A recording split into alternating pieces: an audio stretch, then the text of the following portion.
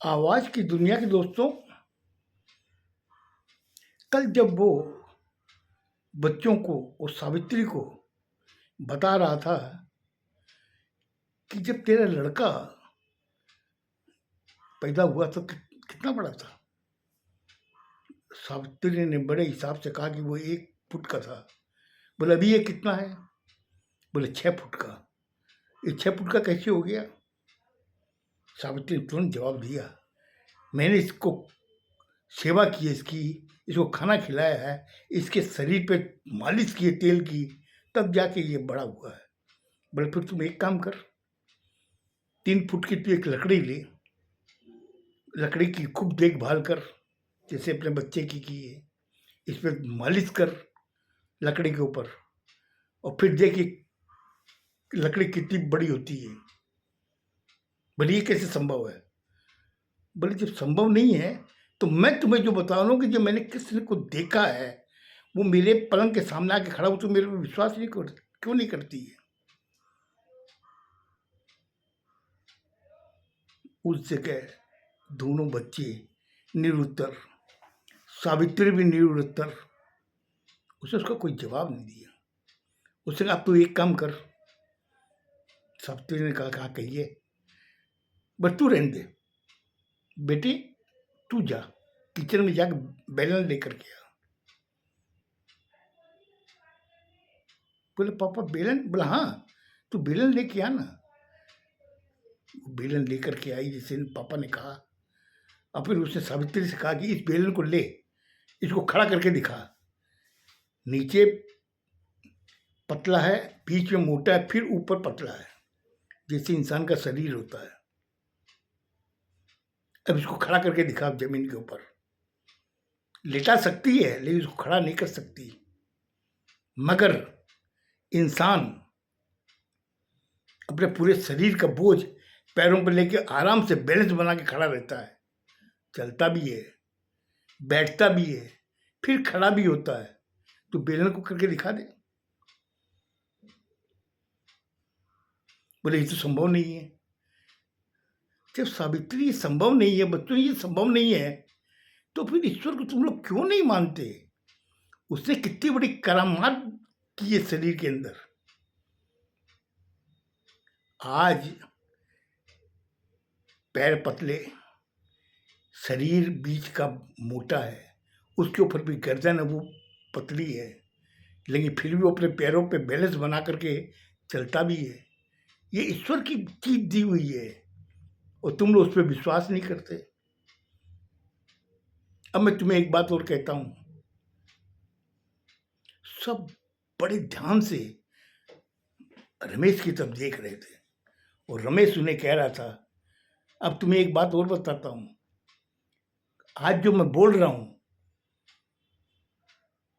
और तुम लोग जो सुन रहे हो, मैंने तुम्हें कहा कि जा किचन में से बेलन लेकर के आ, और तू लेके आ गई। ये जो बॉडी जो निकल रही है, ये किसकी वजह से निकल रही है?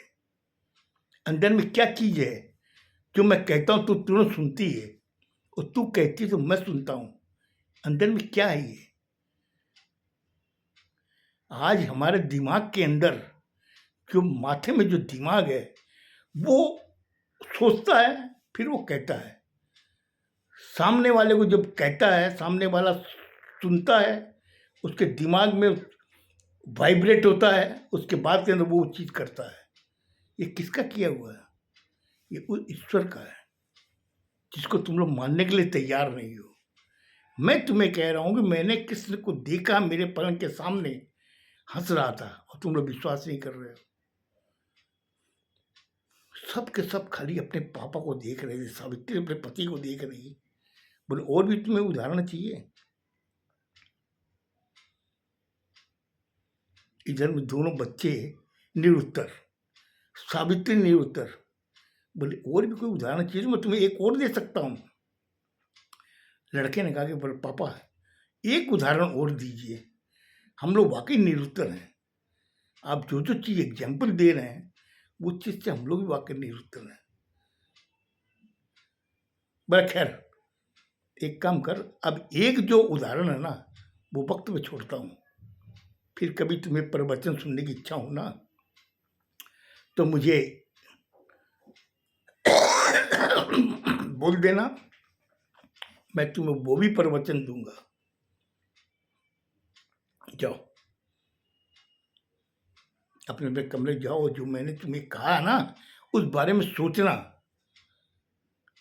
ईश्वर है, वो जो मंदिर में तेरे जो मूर्ति है ना, वो साक्षात हैं, लेकिन तुम मानने के लिए तैयार नहीं हो। तुम्हारे बच्चे मानने के लिए तैयार नहीं है।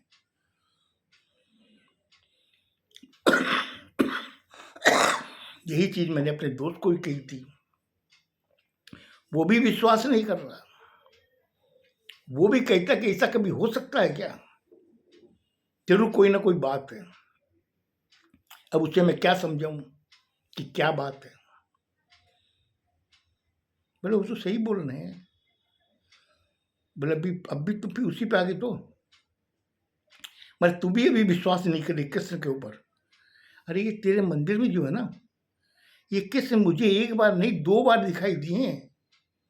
एक बार तो उसी पलंग पे छत पे सो रहा था, तब वो आए। 2 दिन बाद में जब कमरे में पलंग पे सो रहा, तब मेरे सामने आके खड़े हो गए। अभी परसों की बात है, मैं होटल में बैठा हुआ है, वो तो उसको जब देखने लगे, उसको याद आया कि ये चीज तो उसको बता नहीं सकता। उसे मन से झड़क दिया। बोले छोड़ो, ये मैं तुम्हें कह रहा हूं कि मैंने कृष्ण को देखा है, कृष्ण मुझे देख रहा था, और एक बार नहीं 3 बार मैंने देखे हैं। और तीसरी बार आपने कब देखा? और उसके बाद में कोई जवाब नहीं था। तो खैर इसको भी वक्त में छोड़ो, फिर कभी बताऊंगा। अभी खाना ले आओ, मैं खाना खाऊंगा। खाना खाने के बाद में वो सो गया। सोने के बाद के अंदर बस बेटा और बेटी दोनों सोच रहे हैं कि पापा में वाकई ज्ञान तो बहुत है, और जो जो चीजें बताई है वाकई वो निरुत्तर है। उसका जवाब हमारे पास में नहीं है। इसका जवाब कोई डॉक्टर भी नहीं दे सकता, जरूर कोई ज्ञानी दे सकते हैं, लेकिन मुझे लगता है कि मेरे पापा से बड़ा ज्ञानी कौन है जो इस चीज का जवाब दे दे। इसके अंदर कब उनको नींद आ गई पता नहीं, लेकिन जब बाप रमेश सो रहा था, अचानक उसे एहसास हुआ कि उसके पास में कोई खड़ा है। उसने आंखें खोली, देखा कृष्ण भगवान खड़े हैं। उसका प्रभु आप आ गए? बोले मैं जाता कहाँ, मेरा कर्जा दिया हुआ, मैं कर्जेदार को छोड़ता नहीं हूं, मुझे तुम्हें वो रुपए लौटाने हैं। उसने कहा कि देखो प्रभु, मुझे आपको रुपए लौटाने हैं, मुझे मालूम है, लेकिन वो बड़ी दुविधा में फंस गया हूं। मैंने आपके बारे में जब अपने बच्चों को बताया, अपनी पत्नी को बताया, वो लोग कहते हैं कि ये पागल हो गया, ये कुछ बदल गया है, ये ज्ञान देने लगा है, ये आध्यात्मिक बातें बता रहा है।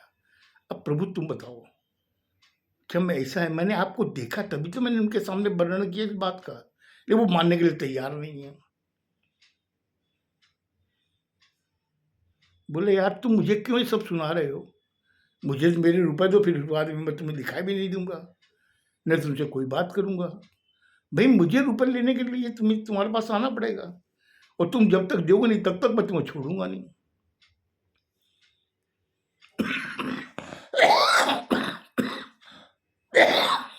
बोले प्रभु आपके रुपए मेरे पास हैं और मैं आपको दूंगा, अभी मैं कहाँ से दूं बताओ? मेरे घर मेरी अभी रेस्टोरेंट तो नई नई चालू हुई है, और उसके अंदर जितना लगता है उतना सेल हो जाता है, फिर दूसरे दिन मुझे फिर खरीदना पड़ता है, मेरे पास पैसे बचते ही नहीं है। उसने कहा कि रमेश तुमने रेस्टोरेंट खरीद के बड़े बिजनेसमैन बन गए हो, और तुम्हारी कमाई हो रही है, उसमें क्या 1000 रुपया भी नहीं बच रहा जो तुमने मेरे गले से निकाला है। आज मेरे गले में से रुपए तुमने निकाले तो बोलते तुम कर्जदार हो, तुम्हें तो वो देने हैं, और जब तक तुम दोगे नहीं मैं तुम्हें छोड़ूंगा नहीं। बोले प्रभु मुझे देने हैं, मैं दूंगा, लेकिन कम से कम 2-4 दिन का और मुझे मोहलत दो। बोले चलो, तो मैंने 4 दिन का और दिया, लेकिन 5वें दिन तुम्हें रुपए देने पड़ेंगे। बोले हाँ प्रभु मैं जरूर दूंगा, लेकिन मेरी आपसे एक गुजारिश है। बोले कहो।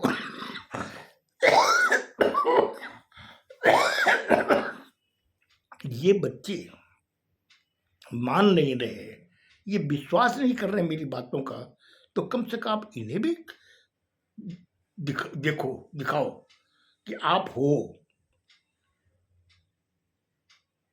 बोले मैं 4 दिन बाद में आऊंगा तब मैं तुमसे बात करूंगा, अभी मुझे जाने दे। एक मेरा और कर्जदार है, उसे जाके मुझे रोकना है, उसको जगाना नींद से। बोले प्रभु आप 4 दिन बाद में आओगे तो? बोले मुझे रुपए लेने हैं, मैं रुपए लिए बिना तुम्हें छोड़ूंगा नहीं। तुम जब किसी को देते हो तुम उनको छोड़ते हो क्या? अगर तुम नहीं छोड़ते तो मैं तुम्हें कैसे छोड़ दूं? मुझे तो रुपए लेने तुमसे। मुझे लगता है मैंने आपका ज़्यादा टाइम ले लिया। इसके बाद की घटना मैं कल बताऊंगा आपको। खुश रहो, स्वस्थ रहो, धन्यवाद।